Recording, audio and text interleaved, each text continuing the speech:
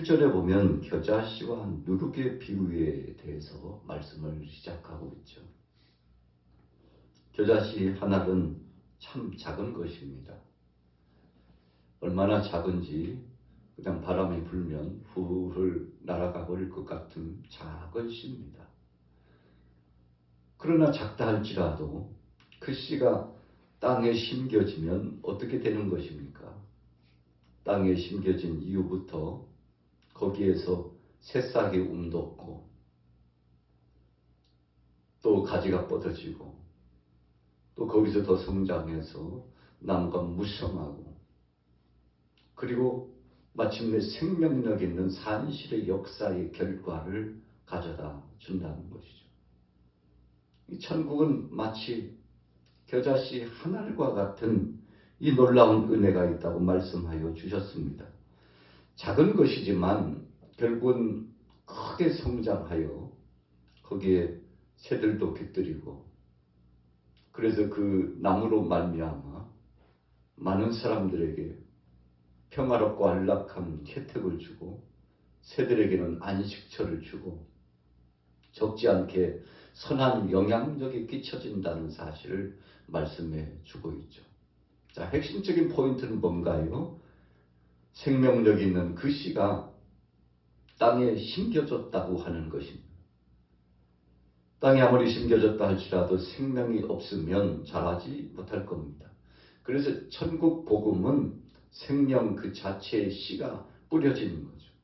우리 사람들의 마음밭에 뿌려지면 우리의 마음에 새로운 변화가 나타나고 생각이 달라지고 목적도 달라지고 삶의 방향성도 달라지고 이전에 살았던 그 삶과는 전혀 다른 상이한 또 다른 삶의 역사가 전개되는데 마치 복음을 받아들인 사람들이 복음을 받기 전에는 믿음을 갖기 전에는 세상과 짝하고 마귀가 좋아하는 것을 행하고 자기 중심, 자아 중심으로 살아가고 자기 소견에 오른 대로 마음대로 살았으나 복음이 우리 마음속에 뿌려져서 예수 그리스도께서 구주가 되시다는 사실을 믿음으로 받아들이게 되면 그때부터 성령께서 강력한 능력으로 역사하시게 되는데 새로운 삶의 과정을 진행하게 되는 거죠.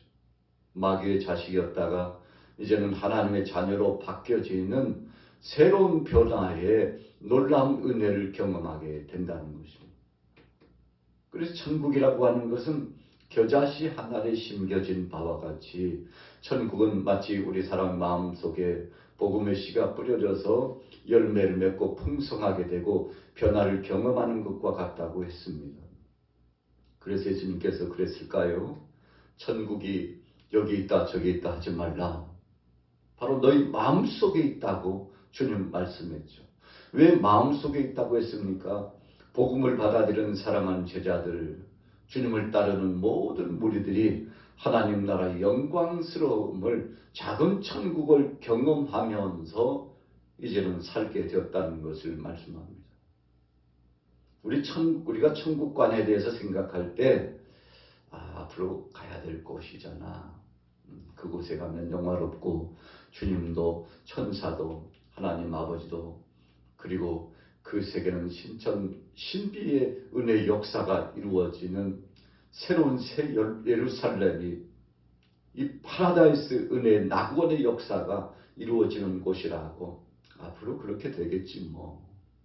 이렇게 막연하게 생각하는 것이 천국관이 아니라는 것입니다. 천국이라고 하는 것은 이 땅에서 예수 그리스도를 구주로 영접한 그 순간부터 우리의 마음속에 자리 잡기 시작하는데 그래서 오늘 저와 여러분들은 이 땅에 살면서 작은 천국을 경험하면서 살게 되는 것이죠. 자, 33절에 보십시오. 또 비유로 말씀하시되 천국은 마치 여자가 가루 선말 속에 갖다 넣어 전부 부풀게 한 누룩과 같으니라.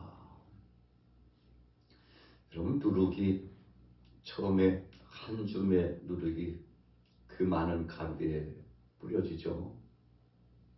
얼마간의 시간이 지나면 가루 전체가 부풀게 됩니다. 천국은 누룩과 같다고 했습니다. 변화의 신바람을 일으키는 것이라는 거죠. 그래서 천국 복음은 우리가 천만 번, 만만 번 계속 전해도 지나침이 없는 거죠. 이 땅에 생명의 복음이 증거되고 땅 끝까지 복음이 증거된 다음에 모든 만백성들이 주님 앞에 돌아오는 그때가 되면 사랑의 주님께서 오시겠다고 말씀했는데, 이 말씀 속에 우리가 전도해야 될 사명감이 더 불타오르게 되죠.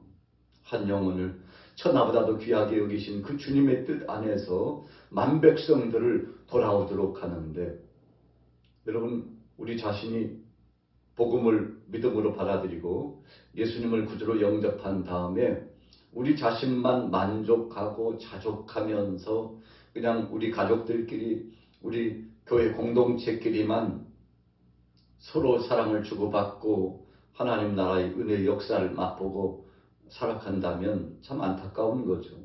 주님이 원하시는 것은 우리들만의 잔치, 우리들만의 리그가 되는 것을 원치 않습니다.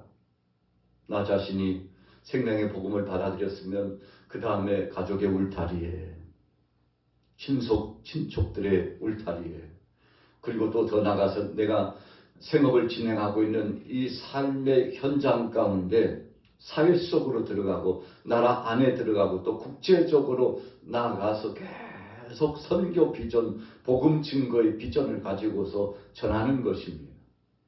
왜 그런가요? 천국은 누룩과 같은 것이기 때문에 그렇습니다. 혼자 그냥 가지고 있다면 천국을 부여받은 자의 사명감을 제대로 감당하지 못하는 겁니다. 그래서 오늘 저와 여러분들은 부단히 복음을 전하는 거죠. 우리가 해외 선교를 나갈 수 없다면 갈 수 있도록 파송하고 지원하는 것이 사명 아니겠습니까? 우리 가정에서도 이 근동에서도 계속 복음을 전하는 것이죠. 그래서 우리가 교회 공동체 중심으로 이 복음의 진수의 맛을 먼저 받았기 때문에 계속 나가서 전하는데, 이것은 하나님의 뜻이요. 이렇게 증거하게 될 때 또 다른 새로운 역사가 태동되고 하나님의 은혜 가운데 놀라운 변화를 경험하는 무신령들이 더 많이 돌아와서 열매 맺게 되는 것이죠. 자, 34절 보세요. 예수께서 이 모든 것을 무리에게 비유로 말씀하시고 비유가 아니면 아무것도 말씀하지 아니하셨으니 이는 선지자를 통하여 말씀하신 바 내가 입을 열어 비유로 말하고 창세부터 감춘 것들을 드러내려 함이로다. 자, 비유로 말하는 목적 첫 번째는 드러내려고. 자, 드러낸다는 뜻이 무엇입니까? 잘 깨닫도록 하기 위해서 주님께서 풀어주신 말씀이라는 거죠. 우리가 비유의 목적은 두 가지로 나눌 수 있습니다. 믿는 사람에게는 더 밝히 깨닫고 하나님의 은혜 반에 돌아오게 하는 것이요, 믿지 않고 불순종하는 사람들에게는 감추는 것입니다. 왜 감추는 것입니까?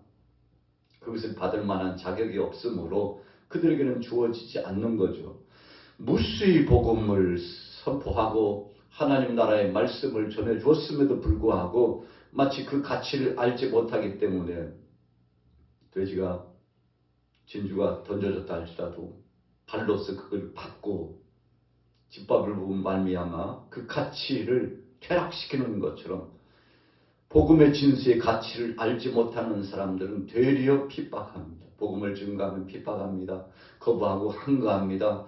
하나님의 은혜를 받아들이려고 하지 않습니다. 억척같이 악착같이 강팍한 심령으로 나아가서 오히려 복음 증거하는 사람들을 핍박하고 공격하게 되지 않습니까?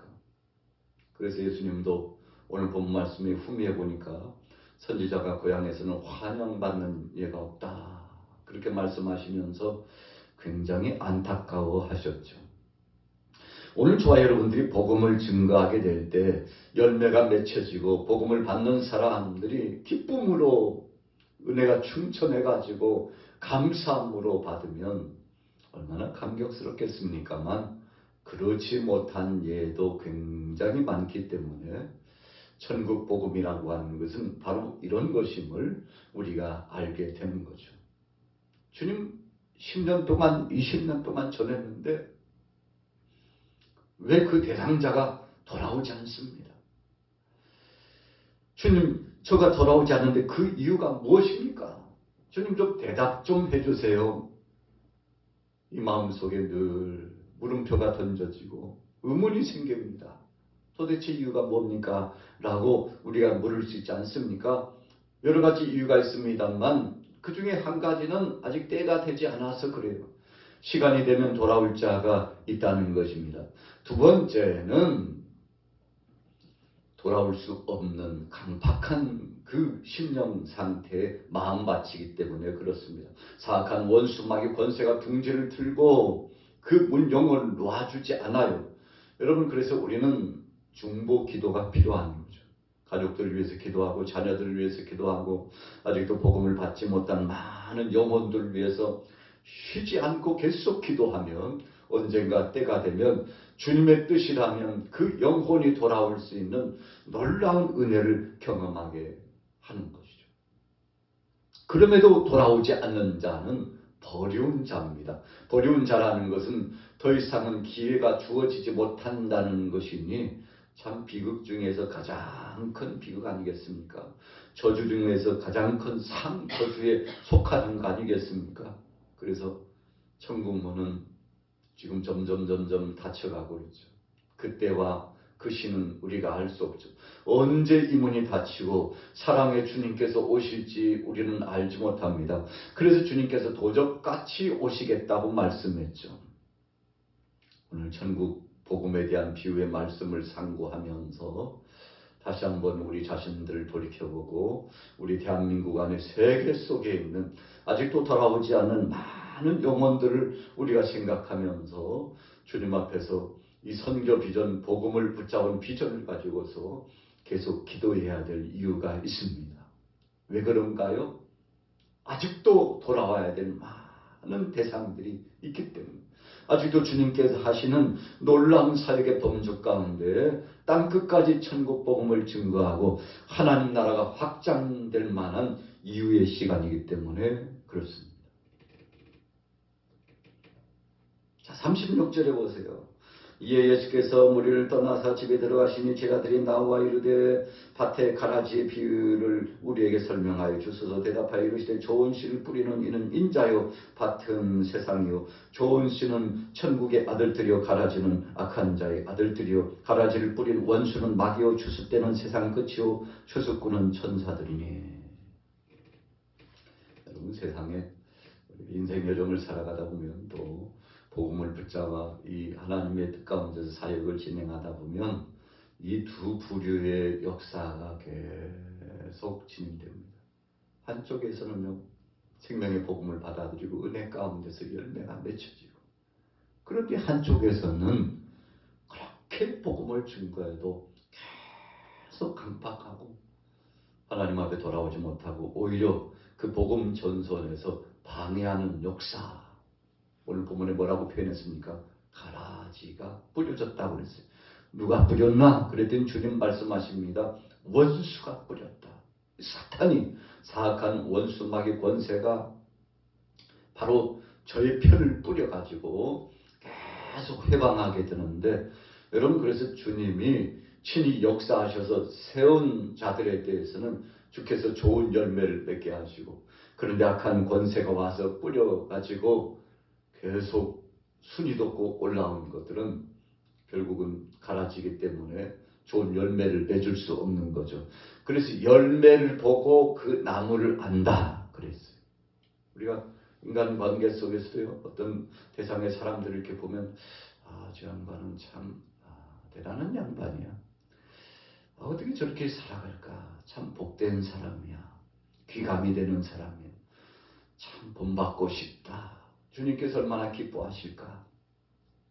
여러분, 이런 사람이 있는가 하면 어떤 사람은 참 안타까워요. 그를 위하여 끊임없이 기도하고 또 기도해 줘도 변화될 줄 모르는 사람이 있죠. 그러나 우리는 긍휼의 마음을 가지고 포기하지 않고 주님 오시는 날까지 그 영혼을 위해서 기도하는 거 아니겠습니까? 이것이 사랑의 마음이에요. 긍휼의 마음이에요. 복음을 붙잡은 선교의 비전을 품은 사람들 아니겠습니까?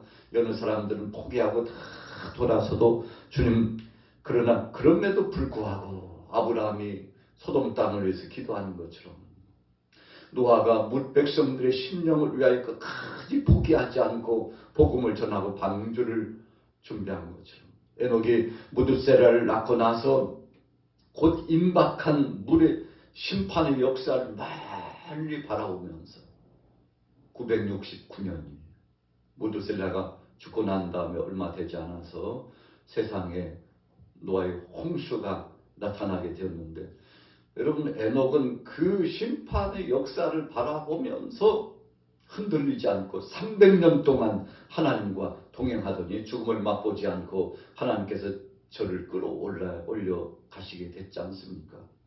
얼마나 감격스럽고 감사한 것입니까? 포기하지 않고 증거한 사명자들, 주님께서 기억하시고 다니엘서의 말씀에 하늘의 별처럼 비추이리라.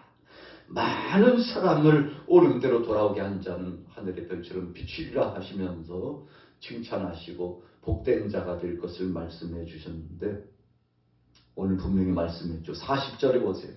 그런즉 가라지를 거두어 불에 사르는 것 같이 세상 끝에도 그러하리라. 여러분, 심판날이 분명히 있다는 거죠. 우리가 종종 삶을 살아가면서 어떤 때는 억울하고 분통이 터지고 답답하고 컬컬하고 참 하루하루를 살아가기에 너무 힘겹고, 주님 꼭 이렇게 살아야 됩니까? 너무 힘듭니다. 꼭 참아야 됩니까? 용서해야 됩니까? 사랑해야 됩니까? 끊임없이 우리 속에서 우리 자신을 향하여서 도전해오는 엄청난 것들이 있을 수 있죠. 그럼에도 불구하고 주님 말씀합니다. 이것까지도 참아야 됩니다. 이것까지도 사랑하고 긍휼의 마음을 가져야 된다고 말씀하시는데, 오늘 예수님께서 43절 말씀했죠. 그때 의인들은 자기 아버지 나라에서 해와 같이 빛나리라. 무슨 말씀입니까? 이 땅에 살면서 상받고 이 땅에 살면서 결과를 찾으려고 하지 말고 하나님 앞에 맡기고 나가면 언젠가 때가 되면 주께서 이루어 주시리라. 갚아 주시리라.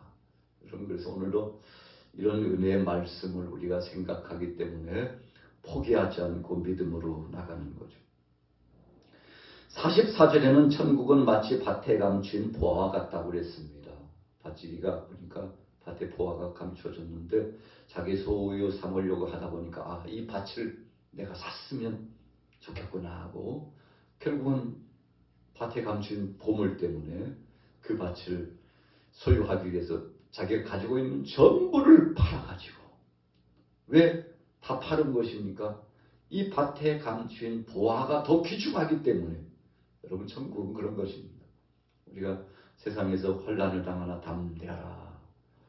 세상을 이겼다. 우리가 주 안에서 이기고 승리하게 되고 영생 복락을 누리게 되지 않았습니까? 그래서 우리는 찬송 가운데도 이 세상에 있을 마음 없지요. 주님 부르시면 그 나라에 갈 겁니다. 천국에 가고 싶어요. 주님 만나고 싶어요. 이것이 우리 믿음의 사람들의 태도요, 삶 아니겠습니까? 그럼에도 불구하고 주님이 주신 본분 이 사명을 최선을 다하여 감당하면서 때를 얻든지 못 얻든지 계속 복음을 전합니다. 그물과 같다고 그랬어요. 끌어담는 거예요. 물고기를 끌어담는 것입니다. 그래서 생산적인 열매가 맺혀지는 것이고, 51절에서 보면 새로운 역사가 창조되고 발동되고 열매가 맺혀진다고 말씀했는데 얼마나 감사한 것입니까? 오늘 하루를 살아가시면서도 오늘 예수님께서 53절 이후에 선지자가 고향에서 배척을 받는다. 복음을 증거하는 사람들이 참 복음 증거 현장에서 대우받지 못하고 안타까운 그런 상황들, 핍박과 고통을 당하는 예가 있는데 우리는 끝까지 가지 않습니까? 세계 도처에 지금도 복음을 들고 나간 사랑하는 동역자들이 얼마나 많습니까? 지금도 개척의 재단에서 믿음을 지키면서 한 영혼을 천하보다도 귀하게 여기면서 사역을 진행하는 동역자들이 얼마나 많습니까? 오늘 여러분들과 저가 주님 앞에 나와서 다시 한번 마음의 결심을 두고서 주님 뜻대로 살기를 소원하는데, 우리 홀로 내버려 두지 않고 주님께서 함께 하실 겁니다. 그래서 우리는 든든한 은혜를 붙잡고 믿음 안에서 주님 붙잡고 나아가는데 결국은 소망 중에 놀라운 변화야 열매를 맺게 되실 텐데 오늘 하루 동안 어떤 핍박과 어떤 환난과 어떤 조롱의 역사가 있어도 포기하지 말고 복음을 붙잡고 천국의 이 비유의 말씀처럼 가장 귀한 것을 우리가 소유했으니 감사하면서 주님 오시는 날까지 길이 참고 인내하여 승리하게 되시기를 예수님의 이름으로 축원합니다.